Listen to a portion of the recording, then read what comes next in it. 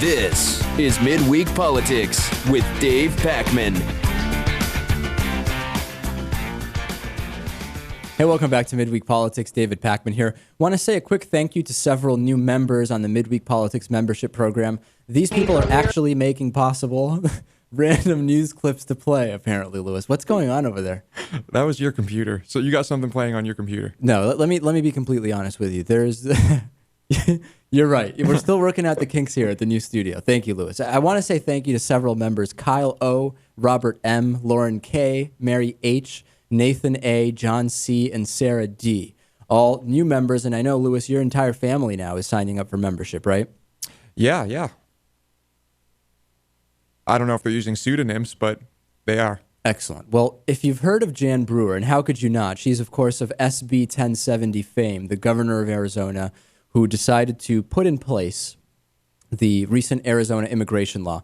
She had a complete meltdown at a recent debate to the point where she's not doing any more debates. She's running for re-election for governor in Arizona. She's not going to do any more debates because it just went so... To say the opening statement went bad would be incredibly charitable. I'll actually play it for you, and I want to warn you, this is pretty tough to watch. Take a listen. Great to be here with Larry, Barry, and Terry, and thank you all for watching us tonight. I have done so much, and I just cannot believe that we have changed everything since I become your governor in the last 600 days. Arizona has been brought back from its abyss. We have cut the budget, we have balanced the budget, and we are moving forward. Here we go. We have done everything that we could possibly do. Uh-oh.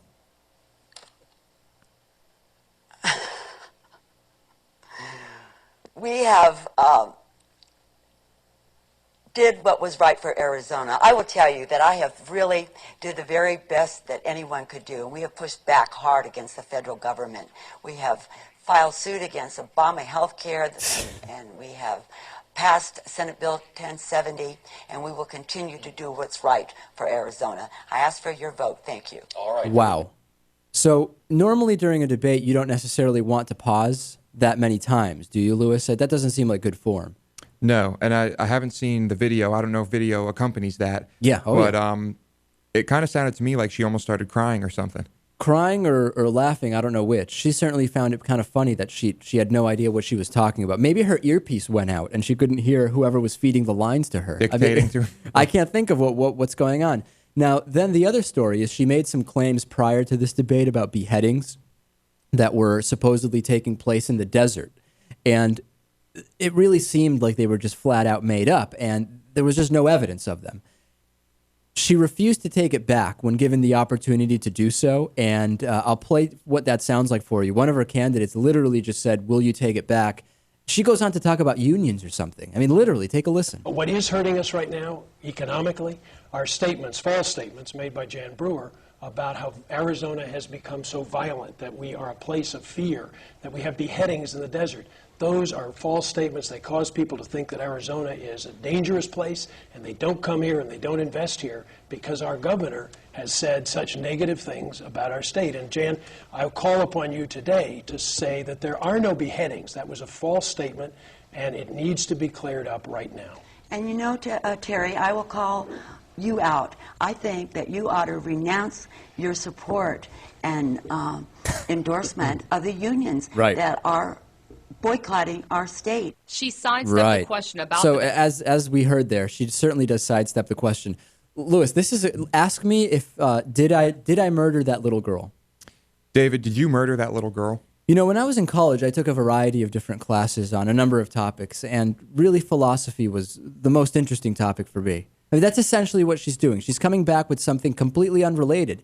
Here's where it really gets ugly, and where I think, I don't know, the poll that we have a new poll on midweekpolitics.com. Do you think this is the end for Jan Brewer as the governor? She was confronted after the debate by a number of journalists, and they just asked her, why aren't you retracting that? And she walked away in a way that did not make her really appear to be competent, a nice person, or like somebody who's telling the truth. And the comment you've made earlier about the beheadings in the desert.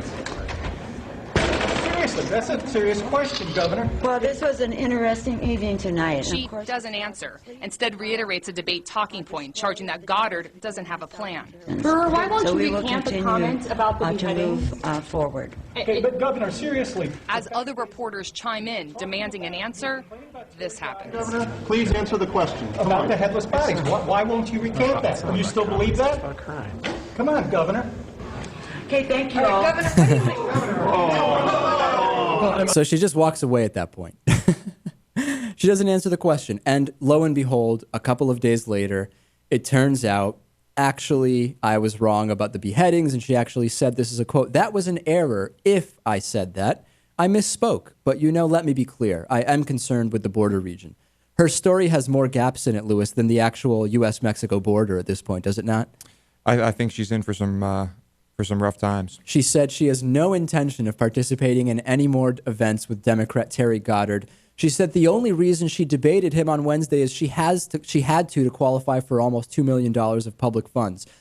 How could you possibly, in good conscience, vote for Jan Brewer for re-election in Arizona if the only reason she's debating is because she needed to do it to get money? I suppose if you've been under a rock or in a closet, this whole time, you might still vote for her if you have no idea what's going on in terms of current events. I mean, talk about supporting democracy or not supporting democracy. You will only debate if there is a financial incentive in terms of public funding. It's embarrassing. So the new poll on midweekpolitics.com, is this the end for Jan Brewer? Will she be reelected? Will she not? Log on and vote. Let us know what you think. Midweek Politics is made possible in part by the Daily Hampshire Gazette and GazetteNet.com, connecting our communities with local news and information. National Priorities Project and Smith College Department of Government, hosting Congresswoman Donna Edwards on Sunday, October 3rd. More information at nationalpriorities.org. By DIF Design, specializing in custom business websites at difdesign.com. To find out more about underwriting Midweek Politics, visit midweekpolitics.com.